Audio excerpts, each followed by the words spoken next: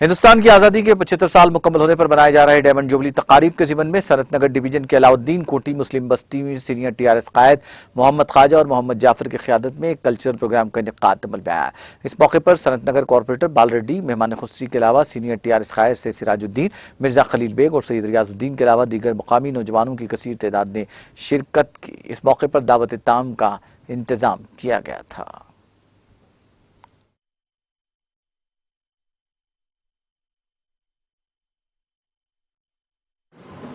मैं मोहम्मद ख्वाजा सनत नगर अलाउद्दीन कोठी से आज यहाँ पर ये जो जश्न का प्रोग्राम रखा गया है, जनाब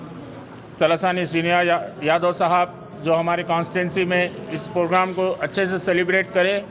उसी तरीके से यहाँ आज अलाउद्दीन कोठी में भी ये प्रोग्राम को रखा गया था, जिसमें मेहमान खुसूसी जनाब बाल रेड्डी साहब, सैयद सिराजुद्दीन साहब